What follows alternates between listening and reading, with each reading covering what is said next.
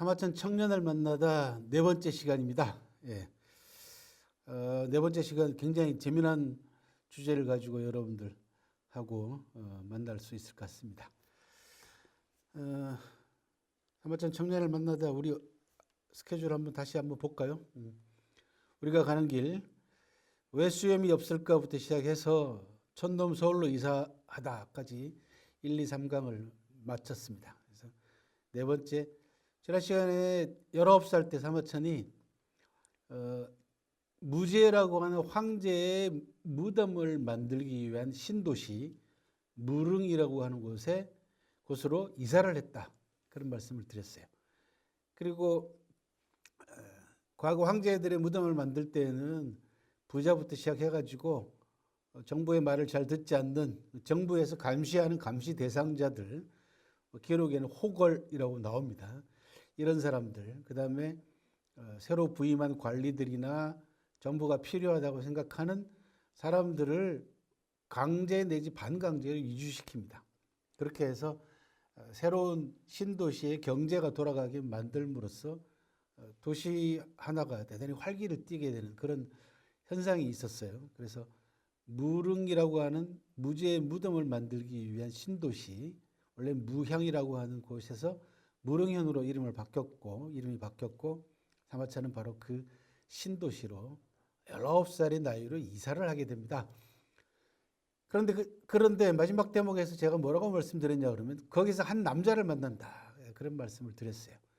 사마천 일생에 있어서 굉장히 중요한 의미를 가지는 한 사나이를 만납니다. 그래서 오늘 4강은 19에 만난 사나이라고 하는 제목으로 한번 이야기를 진행시켜 볼까 합니다. 과연 19살 사마천이 만난 이 남자는 어떤 남자이며 도대체 뭐하는 사람이며 또 중국 역사상 어떤 의미를 가지고 있으며 사마천에게는 어떤 영향을 미쳤으며 사마천 사기에는 어떤 모습으로 이 남자가 남겨져 있는지 그려져 있는지 그 이야기를 좀 해볼까 합니다. 자, 잠깐 사마천 자서전을 통해 가지고 복습을 하면 이렇습니다. 저는 용문에서 태어났다. 용문 이야기 했었죠. 그죠? 황하의 북쪽 용문산의 남쪽에서 농사를 짓고 가축을 키우며 자랐다. 10살 때부터 아버지한테 고문을 배웠고 13살 때부터는 아버지를 따라서 역사 현장을 탐방을 했고 그리고 오늘 19살 때 장안 근처 무릉으로 이주를 했다. 그리고 한 남자를 만났다. 도대체 19에 만난 사나이 어떤 사나이일까? 배경화면에 사진을 보시면 알겠지만 중국 무협영화 좋아하시는 분들은 딱 알아차릴 겁니다. 왼쪽에 있는 그림은 영웅이라고 하는 아주 유명한 진시황 암살 사건을 다룬 자객 형가를 모티브로 삼아가지고 중국의 유명한 감독인 짱이모라고 하는 감독이 만든 아주 대형 무협 사극이고요. 오른쪽에 있는 한 남자의 얼굴은요. 오래전에 60년대, 70년대 홍콩 영화를 크게 히트치게 만들었던 왕우, 기성세대 분들한테는 60대 분들한테는 외파리로 아주 잘 알려진 진짜로 팔이 없는 외파리가 아니라요. 이 왕우라고 하는 배우가 출연했던 영화가 외파리 시리즈 영화가 많아요. 팔 없는 외팔로 원수를 갚는 그런 무협 영화에 출연했던 인물입니다.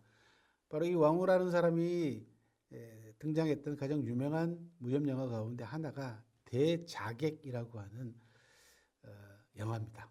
그런데 이 대자객이라고 하는 영화의 원본이 되는 기록은 바로 사마천 사기입니다. 오늘 그 얘기를 한번 해보도록 하겠습니다. 그러니까 사마천이 19에 만난 사나이는 자객? 자객하고 비슷하긴 합니다만 조금 다른 부류로서 또 다른 부류가 있습니다. 그 얘기는 좀 이따 하도록 하고요. 오랫동안 수천 년 동안 왕조 체제에서 살았던 중국 사람들은요. 늘 세 가지 꿈을 꾸고 살았대요. 중국인에게는 세 개의 큰 꿈이 있다. 그런 얘기를 합니다. 하나는 왕조 체제에서 백성들이 바라는 가장 큰 바람, 희망이자 꿈 가운데 하나는 좋은 임금을 만나는 거죠. 그걸 명군이라고 하죠. 그죠? 현명하고 백성들을 아낄 줄 아는 좋은 제왕을 만나는 명군에 대한 꿈, 명군몽이라고 합니다. 뭐 우리로 얘기하면 뭐 좋은 대통령 이렇게 생각하시면 되겠어요. 두 번째는 그 왕을 보필해 가지고 정치를 하는 고위 관료들, 오늘날로 얘기하면 고위 공직자들이 청렴결백해야 되지 않겠어요? 깨끗하게 국민들 세금 가지고, 백성들 세금 가지고 자기 배를 채운다든지 사리사욕만 채우는 그런 나쁜 벼슬아치가 아닌 청렴한 벼슬아치에 대한 꿈이죠. 그런 사람이 관리였으면 좋겠다. 그거를 청관몽이라고 합니다. 우리는 청백리라 그랬죠. 그죠? 이도저도 안 되면 세 번째 꿈을 꾼답니다. 백성들이. 그게 뭐냐? 이런 것들을 그냥 한꺼번에 확 쓸어버리는 협객이 나타나가지고 아주 막강한 무술을 가지고 나쁜 놈들을 전부 다 차단해버리는 협객에 대한 꿈을 꾼다. 협객몽. 이렇게 세 개의 꿈이 있답니다. 그러니까 백성들의 정말 힘없는 백성들의 바람이죠. 꿈과 희망을 이렇게 세 개의 꿈으로 표현을 했습니다. 뭐 여러분들도 잘 아시다시피 왕조 체제에서 임금이 얼마나 똑똑하면 얼마나 똑똑했겠어요. 그죠? 그리고 진정으로 백성들을 아끼고 사랑했던 임금이 몇 명이나 됐겠습니까? 그리고 백성들을 위해서 혼신의 힘을 다해서 봉사했던 관료들은 얼마나 됐겠습니까? 오늘날 우리 사회의 고위공직자들이나 정치가들이나 이런 사람들의 행태를 보면은 여전하지 않습니까? 왕조 체제에서는 더하면 더했지 덜 하지는 않았을 거예요. 그러니까 백성들의 그 가슴 아픈 바람과 꿈을 이렇게 표현을 한 겁니다. 명군몽, 청관몽, 협객몽. 오죽했으면은 당나라 또 유명한 시인인 이백이죠. 이백도 젊은 날 이 협객에 대한 꿈을 꿨어요. 그래서 칼 차고 다니고 이러면서 사람도 죽여본 경험이 있다 이런 얘기가 나올 정도로 이백도 그 협객에 대한 기질이 대단했습니다. 그래서 협객행이라고 하는 시까지 남겼거든요. 그래서 이백이 협객에 대한 협객을 그리는 이백의 마음을 이 시를 통해 가지고 한번 감상을 하고 넘어가 보도록 하겠습니다. 조의 나그네 호영이 서리발처럼 빛나는 오구를 휘두르며 은빛 안장의 백마에 높이 올라타고 유성처럼 천하를 누빈다. 10걸음마다 한 사람을 죽이고 천리를 달려도 멈출 줄 모르더니 할 일이 끝나면 소매를 떨치고 떠나며 자신의 이름을 숨기다. 신릉군의 식객인 주예와 후영은 항상 검을 뽑아 무릎 위에 올려놓고 담소하며 술잔을 기울이더니 석 잔의 술을 마시며 쾌히 성락하면 그 약속은 오악보다 무겁고 술이 얼큰해지면 그 위험이 무지개처럼 뻗쳐나다. 조나라를 구하기 위해 금추를 휘두르니 먼저 한단 땅이 놀라 진동한다. 천추의 이름을 빛낼 두 장사는 대량성에서 혁혁한 명예를 드날리다. 그 협골의 향기 영원히 남아 후세 영웅들의 모범이 되었다. 그 누가 그들을 말할 때 머리 숙여 감탄하지 않으리. 그러니까 이백이라는 시인은요, 중국의 전국시대 때 유명한 협객들의 이름을 거론하면서 그들의 행동이죠. 그죠? 언행 이런 부분들을 아주 멋지게 묘사하면서 그들에 대한 감탄을 또 그들에 대한 칭송을 아끼지 않고 있는 그런 유명한 시입니다. 협객행이라고 합니다. 이백처럼 글을 배운 문인들은 나약하지 않습니까? 하지만 이 문인들이 불공평한 세상이라든지 잘못된 정치라든지 이런 것들을 항상 바로잡고 싶어 했어요. 근데 자기 힘으로는 안 되니까 이런 시를 통해 가지고 통쾌하게 어떻게 보면 정신적으로나마 이런 시를 통해서 위로를 받는 거죠. 자기 스스로를 위안하는 거죠. 아마 여러분들도 그런 꿈을 꾸지 않을까? 그런 생각이 드네요. 세상이 어렵고 힘들고 그다음에 정치가 엉망이 되고 사회가 혼란스럽고 그러면 누군가 영웅이 나타나서 확 청소해버리는, 그죠? 외국어로 얘기하면 히어로, 그죠? 젊은 여러분들은 아마 스파이더맨, 뭐 슈퍼맨 이런 사람들을 떠올릴 겁니다. 비슷합니다. 중국은 그런 존재들을 협객이라고 불렀습니다. 그리고 지식인들이 늘 이런 협객에 대한 꿈을 꿨어요. 그래서 천고문인 협객몽이라고 합니다. 예로부터 오랫동안 문인들이 공부한 문인들이 협객의 꿈을 꾸고 살고 있다, 또 살아왔다, 그런 이야기죠. 이백 같은 시인이 대표적인 인물입니다.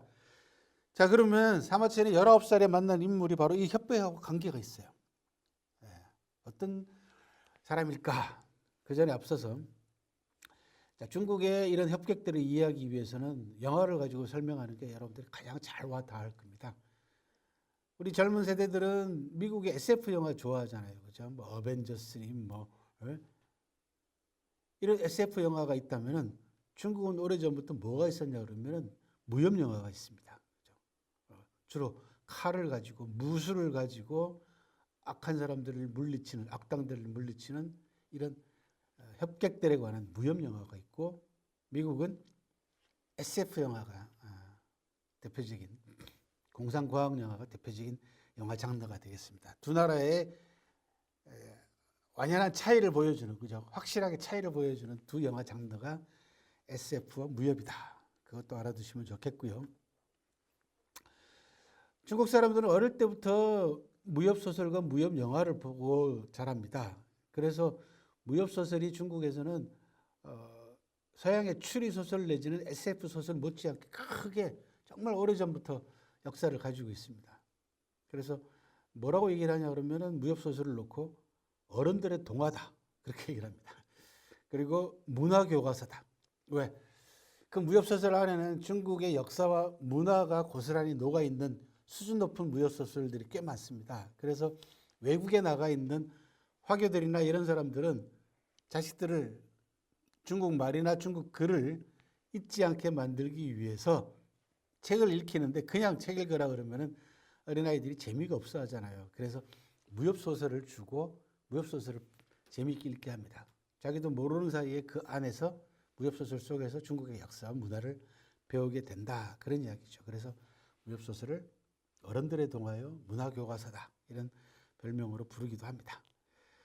자, 무협은 어쨌든 간에 중국인 특유의 유행 문화고요. 그것이 무협 소설로 집약이 되어 있습니다. 그리고 그 안에는 시대 정신이 깔려 있고, 그리고 백성들의 좀 전에 말씀드린 그런 꿈과 같은 염원들, 희망, 이런 부분들이 무협에 또는 무협 소설 속에 투영이 되어 있고, 그리고 이 무협 소설이 많은 사람에게 읽히기 위해서는 뭐가 중요합니까? 무슨 장치가 중요합니까? 막강한 무공을 지닌 주인공의 무술, 이게 또 굉장히 중요하잖아요.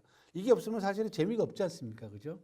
그래서 고되게 힘들게 무술을 연마하는 장면부터 시작해서 정말 절세의 무공을 익혀가지고 악당들을 신나게 물리치는 이런 중국 주인공의 무술이 대단히 중요한 요소로 작용을 한다.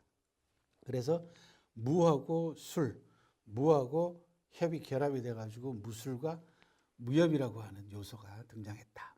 이게 무협 소설의 특징 가운데 하나고요. 자, 그러면 무협 영화와 무협 소설의 뿌리를 이루고 있는 존재가 있을 거 아니에요, 그죠? 그 존재가 바로 유협이라고 합니다. 유자는 떠돌아다닌다는 뜻이고요. 협은 사람을 나타냅니다. 협객을 얘기를 합니다. 바로 사마천이 19살 때 만난 인물이 바로 유협입니다. 이름은 좀 이따 말씀을 드릴게요. 19살 때 혈기왕성한 사마천이 만나게 된 인물이 공교롭게도 유협이었다, 그런 얘기죠. 그래서 나중에 사마천이 사기를 통해 가지고 유협열전이라고 하는 이 유협들의 언행을 기록하고 있는 전기를 남깁니다. 그렇게 해서 중국 역사상 유협의 사회사적 의미를 통찰하게 만들어준 아주 중요한 기록 하나가 바로 유협열전이라는 겁니다. 그래서 유협에 대해서 좀 더 알아보고 넘어가도록 하겠습니다. 자, 유협은 어떤 존재냐? 자, 우리가 사람이 모여가지고 살다 보면 인간들끼리 모순이 생기고 충돌이 생기잖아요. 갈등이 생기잖아요. 그죠? 다 마냥 조화롭게 행복하게 잘 어울려서 살 수만은 없어요. 불공평한 일이 생기고 또 빈부차가 나다 보면은 거기에 대해서 불만을 품게 됩니다. 그리고 서로 잘 먹고 잘 살기 위해서 애를 쓰다 보면은 이해관계가 충돌하게 되죠. 개인과 개인 사이에 이해관계가 충돌하게 되죠. 내가 더 많이 가져가겠다부터 시작해가지고 그 다음에 집단 내에서는 기업으로 비유하자면은 이 기업하고 저 기업이 서로 경쟁해가지고 서로 더 많은 돈을 벌겠다, 더 많은 이익을 남기겠다라고 하는 집단끼리의 충돌들도 발생하죠. 그리고 개인과 국가 간의 충돌, 집단과 국가 간의 충돌도 발생을 합니다. 이해관계가 상충되는 거죠. 인간이라는 게 굉장히 이기적인 동물이 되다 보니까 나한테 이익이 되기를 원한단 말이죠. 뭐가 됐든 간에. 내 이익을 침해하는 행위가 있다든지 내 걸 빼앗아 가려고 했을 때 생겨나는 갈등과 충돌이 있잖아요.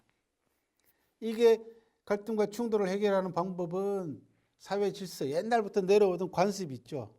도덕과 윤리로서 그런 나쁜 짓을 못하게 하는 그런 관습법이 있고, 그게 안 될 경우는 어떡합니까? 법으로, 글로 만들어져 있는 법 조문에 따라 가지고 그 법으로 해결하는 방법이 또 있겠죠. 그런데 그것만으로도 안 됩니다.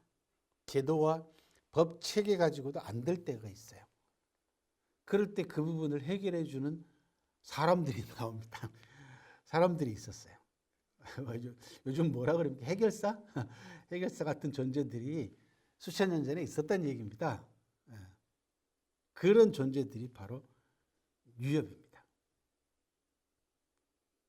강력한 카리스마를 가지고 이 유협들이 무술까지 갖춘 유협도 있지만은 그렇지 않고도 이 사람이 가지고 있는 개인적인 카리스마, 그 다음에 주변에 있는 인맥들, 이런 것들을 이용해 가지고 힘들어하는 사람들, 일반 백성들의 고충들을 법 아닌 다른 방법으로 해결해 주는 존재들이었어요. 근데 이 존재들은 굉장히 자유로운 존재들입니다. 여기저기 떠돌아다니기도 하고, 그리고 법도 무시해요. 치해법권지대에 있는 사람들이야. 그런데 백성들한테는 굉장한 존경을 받습니다. 지난 시간에 제가 그런 말씀 드렸잖아요. 무릉으로 이주시킨 사람 가운데 호골들이 있다고 말씀을 드렸잖아요. 바로 그 호골들 속에 이 유협들이 포함되는 겁니다. 왜? 정부 입장에서는 굉장히 위험한 존재들이에요. 백성들이 정부를 믿고 따라줘야 되고 황제를 존경해야 되고 관리들을 존중해야 되는데 그게 아니고 국가를 무시하고 정부를 무시하고 이런 떠돌이들인 법을 무시하는 유협들을 따른다고 생각해 보십시오. 이게 나중에 큰 반정부 세력이 되거든요. 바로 이런 성격을 가지고 있는 유협을 사마천이 19살에 만났다, 그런 이야기입니다. 그러니 혈기왕성한 사마천 입장에서는 이 유협 존재가 얼마나 신비로웠겠어요. 그죠? 그래서 굉장히 큰 영향을 받습니다. 감수성이 예민한 19살 나이에 사마천에게 한 유협의 존재가 아주 큰 영향을 미치게 되고 나중에 결국은 자기 역사책 속에다가 이 사람을 기록하게 되는 그런 결과를 낳게 됩니다. 그런데 이들 유협이 하는 행동을 보게 되면요, 치해법권지대에서 자유롭게 어렵고 힘든 고충에 빠진 사람들을 도와주는 모습을 보면 굉장히 로맨틱합니다. 그죠? 낭만적이죠. 굉장히 멋있어 보이잖아요. 그죠? 그래서 나중에 이런 존재들이 사마천이 역사책 속에다가 기록을 해놓고 이 기록을 바탕으로 해가지고 영향을 받은 사람들이 소설을 만들고 그다음 현대에 들어와서는 영화를 만들고 이렇게 해서 문학과 예술에 아주 큰 영감을 주고 영향을 주기도 했다, 그런 이야기입니다. 자, 유협과 유협열전, 그 유협의 기원에 관한 논의들은 많습니다만은 원시 시대 때, 즉 법과 제도가 확실하게 정착되지 않았던 시절에 존재했던 존재들이다. 그리고 춘추전국 시대라고 하는 중국의 큰 혼란기 때 제자백가들이 나오잖아요. 공자님도 마찬가지고 묵자도 마찬가지단 말이죠. 주로 조직을 이룬 학파들, 유가라든지 묵가 같은 경우는 조직을 이루었어요. 제자들도 많잖아요. 그죠? 그리고 이 제자들과 스승들 간의 강력한 유대관계를 맺으면서 이들이 가지고 있는 영향력을 가지고 백성들의 어려움이라든지 이런 것들을 해결해 주는 역할을 합니다. 그래서 유가의 공자님의 제자들로부터도 유협들이 탄생을 했고, 엄격한 내부 규율을 가지고 엄격하게 조직 생활을 했던 묵가도, 묵자를 비롯한 묵가도 유협들이 그 안에서 나오게 됩니다. 그래서 학파로서는 유가와 묵가가 유협의 기원이다, 그렇게 얘기를 하고 있고요. 이들 신분들은 뭐 아무래도 귀족에서 나오긴 힘들겠죠. 귀족이 없는 건 아닙니다만은 자연스럽게 평민들, 그걸 사라고 합니다. 그 다음에 떠돌이 평민들, 유민이라고 합니다. 이들 가운데서 많은 사람들이, 유협들이 나왔다. 그리고 개인적으로는 뭐 그런 사람들이라고 해서 다 유협되는 건 아니잖아요. 그런 기질을 가지고 있어야 될 거 아닙니까? 그죠? 정의감이라든지 남을 돕고 싶어 하는 그런 강력한 정신적인 세계를 가지고 있는 사람들, 이런 사람들이 아무래도 유협이 될 가능성이 크죠. 그래서 개인적 기질과 개인적인 정신세계가 영향을 미쳐서 이런 유협이라고 하는 존재가 탄생했다. 굉장히 오래된, 그죠? 그런 부류들이죠. 유협의 출현과 조건과 전성기를 보게 되면요, 유협이 출현하는데 나라가 잘 다스려주게 세상이 편안할 때 유협이 나오겠어요, 그죠? 당연히 사회가 혼란할 때, 나라가 어려울 때, 시대가 암울할 때, 암흑기에 많이 나오죠. 그 위기와 불안 의식이 자꾸 커져갈 때, 그리고 정부나 제도와 법이 일반 사람들의 소망과 일반 사람들이 문제점을 해결해 주지 못할 때, 그렇게 해서 사람과 사회에 대한 불평이 높아질 때, 이럴 때 이런 존재들이 등장하게 됩니다. 그래서 의협 기질과 유협들이 이런 시대적 배경을 바탕으로 삼아서 속출하게 되고, 그 시기적으로 놓고 봤을 때는 춘추시대 때 유협들이 많이 출현했고, 전국시대 들어오면 유협들이 전성기를 맞이하게 됐다. 사마천은 전국시대가 끝난 지 얼마 뒤의 사람입니다. 기원전 221년에 진시황이 천하를 통일하면서 전국시대가 끝났지 않습니까? 사마천은 기원전 145년에 태어났기 때문에 천하 통일 이후 약 70년 뒤에 태어난 사람입니다. 그러니까 아직까지도 나이든 할아버지, 할머니, 할아버지들, 노인들한테는 전국시대 때 이 유협들의 활동 상황이 구전으로, 이야기로 계속 전해져 내려왔고, 사마천은 천하를 여행하면서 그런 이야기들을 많이 들었을 것이고, 거기에 19살 때 만난 이 유협의 존재 때문에 사마천이 역사책 속에다가 아주 특별하게도 유협에 관한 기록들을 남기게 되는 유협 열전을 남기게 됐다, 그런 이야기입니다. 정확한 비유는 아닙니다만은 오늘날 어떤 존재하고 제일 비슷하냐 그러면요, 조폭들하고 제일 비슷합니다. 조폭 두목들. 그런데 힘없는 사람들을 폭력이나 자기 부하들을 이용해가지고, 똘마니들을 이용해가지고 괴롭히고 빼앗고 하는 그런 조폭 두목이 아니라 돈 많고 나쁜 사람들, 그죠? 일반 국민들 피를 빨아먹는 이런 자들로부터 돈을 빼앗거나 이런 자들을 심지어 죽이면서까지 백성들의 불만을 풀어주고 해결해 준 사람들이다. 뭐 우리식으로 표현하면 의적이라고 생각하면 되겠고, 여러분들 서양으로 생각하면 로빈훗 같은 사람 이렇게 비유하면 가장 적절할 겁니다. 그죠? 그런 존재들이다.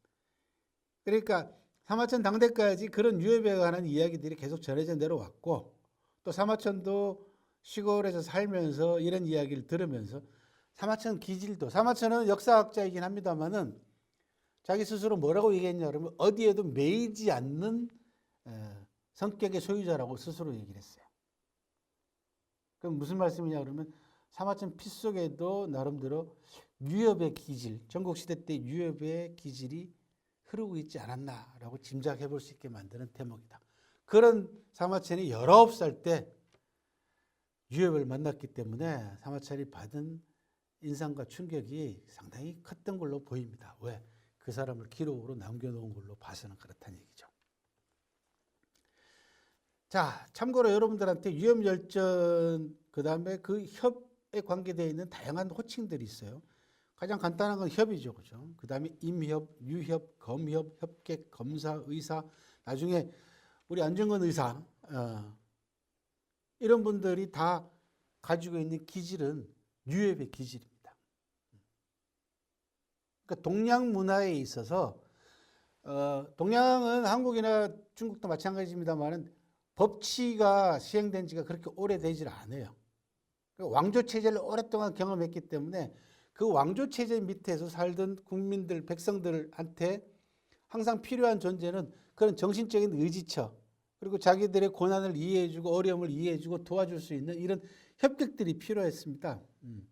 그런 협격 정신이, 유협 정신이 쭉 면면에 이어져 내려와가지고 나라가 위기에 처해 있을 때는 나라를 되찾기 위해서 나라를 빼앗은 자들에게 폭력으로 그들에게 저항하는, 그래서 안중근 의사 같은 분들이 출연하게 된 겁니다. 이게 동양 문화의 유협이라고 하는 협객 정신의 전통이 그 안에 배어 있다라고 보시면 되겠습니다.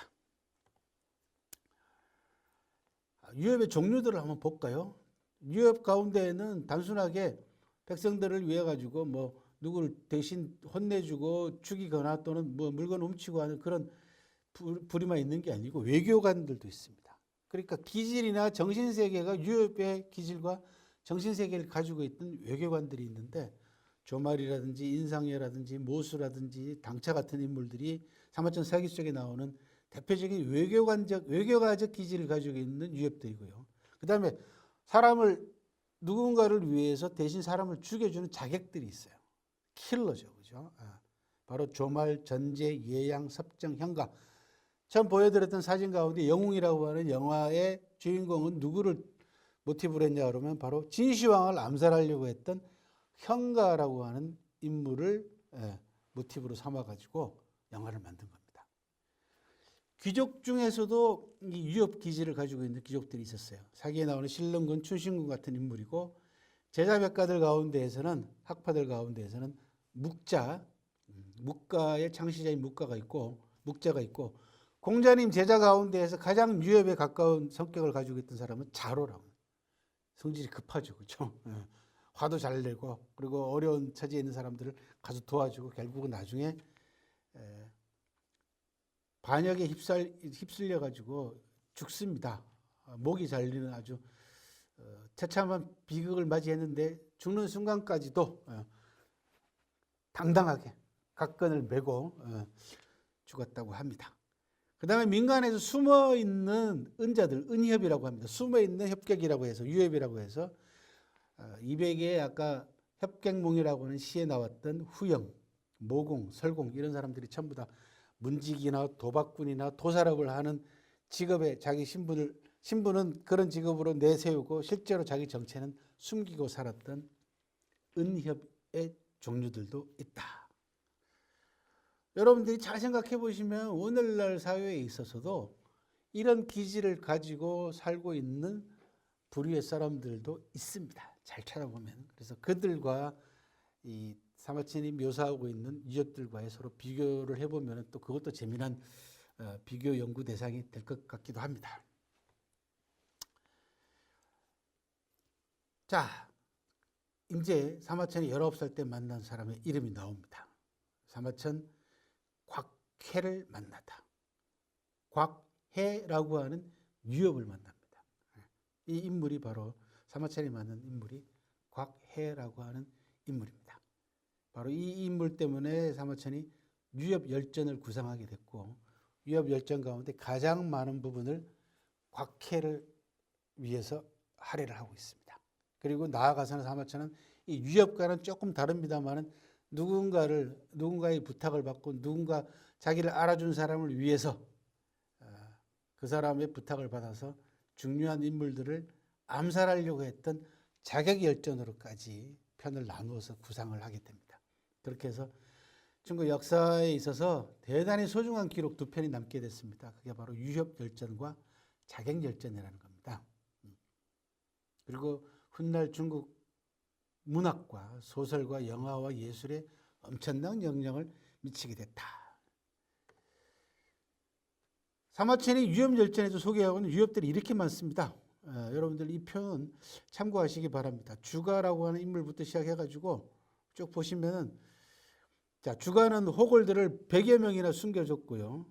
그 다음에 전종이라는 사람은 검술을 좋아하고 주가를 아버지처럼 모셨고, 극맹이라는 사람은 젊은이들과 어울려서 놀기를 좋아했는데 이 사람 어머니가 돌아가시자 종문을 온 사람이 수레만 1,000대가 넘게 왔다는 거죠. 그러니까 얼마나 대단한 명망을 가지고 있는지 아시겠죠, 그죠? 예.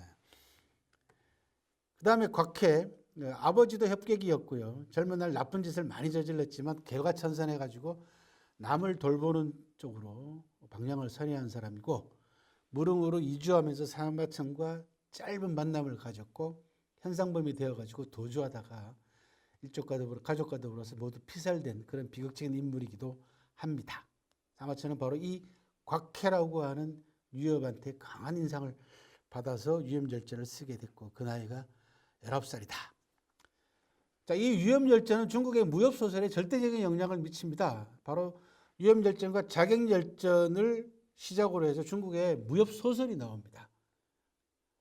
몇백 년 뒤인 남북조시대 때는 괴이한 형태의 지괴소설이라고 하는데요. 수신기라고 하는 무협소설의 원조가 되는 형태의 소설이 하나 나왔고요. 당나라 때 들어오면 본격적인 무협소설이 나옵니다. 규염객전. 오른쪽에 보이는 이 수염 기르고 있는 얼굴을 가지고 있는 사람이 규염객의 주인공인데요. 중국의 유명한 배우입니다. 양조위라고. 여러분들도 아실 겁니다. 이 규염객은 두광정이라는 사람이 쓴 소설인데 단재 신채호 선생님의 고증에 따르면 이 규염객이 연개선문이었다라고 하는 그런 주장도 있습니다. 이 규염객을 주인공으로 해가지고 중국에서 만든 유명한 대하 사극이 대운하라고 하는 이런 대하 사극이 있습니다. 제가 몇십 년 전에 아주 재밌게 본 건데 바로 규염객전을 바탕으로 해서 만든 드라마가 되겠습니다.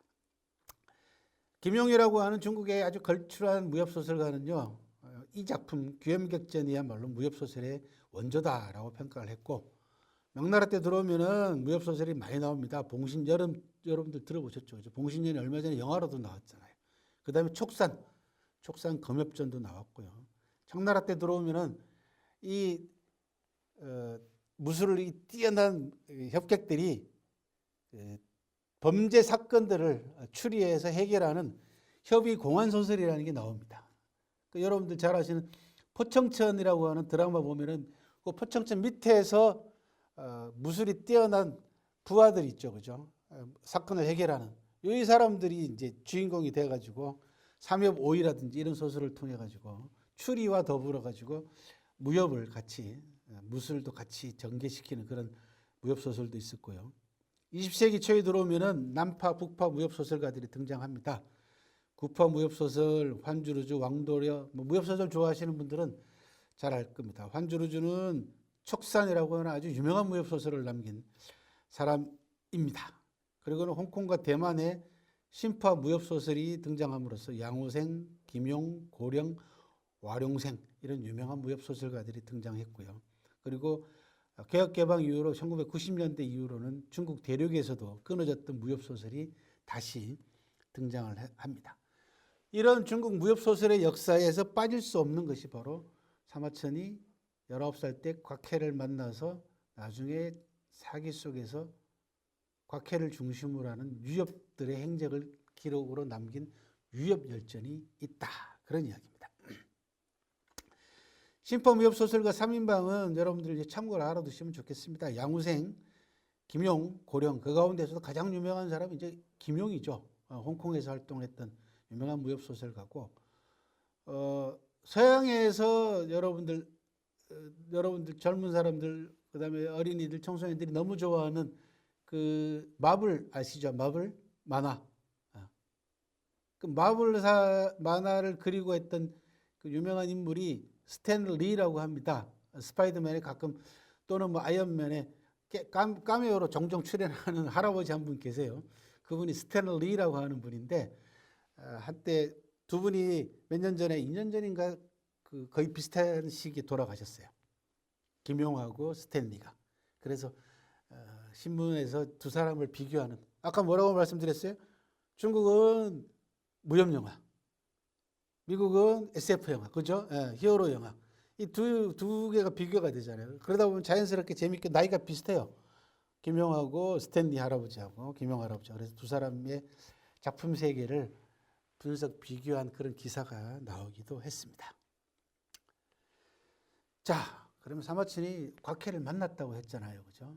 사마천이 곽해를 만났을 때 어떤 인상을 가졌는지 사마천의 말을 직접 한번 들어볼게요. 내가 곽해를 보았는데 모습은 보통 사람에 미치지 못했고, 그러니까 좀 못생겼던 것 같아요. 그죠? 말솜씨도 본받을 것이 없었다. 말도 잘 못했다는 겁니다. 생긴 것도 그냥 그저 그렇다는 얘기죠. 그러나 이 대목이 중요합니다. 천하에 어질거나 못났거나 알거나 모르거나 모두 그 명성을 흠모했고 협의를 말하는 자는 모두 그의 이름을 끌어들였다. 속담에 사람들이 흠모하는 빛나는 명성이 어찌 다하는 때가 있으랴고 했거늘 오라 애석가구나. 이 곽해를 만났을 때 사마천의 인상입니다. 19살 때 만난 인상이. 그러니까 모습은 별거 없고 말도 잘 못했지만은 그 주변에서 이 사람에 대한 그죠? 평가라는 게 어마어마하더라는 얘기입니다. 뭐라 그랬어요? 알거나 모르거나 어질거나 못났거나 모두 다 곽해의 명성을 부러워했다는 얘기죠. 흠모했다는 얘기 아닙니까? 얼마나 대단했겠어요. 그죠? 아마 저 같았어도 아유 나도 저런 사람 됐으면 좋겠다. 그런 생각했을 법합니다. 19살 사마천한테. 그리고는 사마천이 나중에 사기에다가 곽해를 중심으로 위험절전을 남겼는데요. 뭐라고 해야 합니까? 공경에 처한 사람을 구하고 빈곤한 사람을 구제하는 일은 어진 사람의 자세다. 믿음을 잃지 않고 약속을 저버리지 않는 것은 의로운 사람이 취하는 행동이다. 그래서 유염절전을 지었다. 이렇게 얘기를 했습니다. 그러니까 어질고 의로운 사람이라는 거죠. 유엽들이. 이것 때문에 사마천은 2000년 동안 많은 욕을 얻어먹습니다. 왜? 왕조와 제왕에게 충성하는 그죠? 대부분의 관료들이나 그 위의 학자들은 전부 다 왕조에 충성했던 사람들이잖아요. 그러니 그런 사람들을 볼 때 사마천이 이런 유염절제를 남긴 것은 거의 반체제단 말이죠. 그래서 비난을 많이 했습니다. 하지만 오늘날 사마천의 사기는요, 바로 이런 유염절전과 자경절전 때문에 훨씬 더 높은 평가를 받습니다. 왜? 이 세상에 많은 불의의 사람들 가운데에서도 이런 존재들을 역사책 속에 남김으로써 그 존재들이 사회사적으로 우리 사회에 어떤 의미를 갖는가라는 부분들을 깊이 있게 되새겨 볼 수 있고 생각할 수 있고 연구할 수 있게 만들어준 그런 훌륭한 업적으로 평가를 받고 있는 겁니다. 그리고 아까 말씀드린 대로 오랜 세월 동안 사마천 이후로 지식인들도 어렵고 힘들 때는 늘 협객의 꿈을 꾸면서 살아왔고 저도 마찬가지인 사람입니다. 19살 사마천이 만난 사나이 뉴엽 곽해 이야기를 여러분들과 네 번째 시간에 나눠봤습니다. 19살을 넘긴 사마천, 20살 때는 뭘 했을까요? 다섯 번째 시간 기대해 주시기 바랍니다.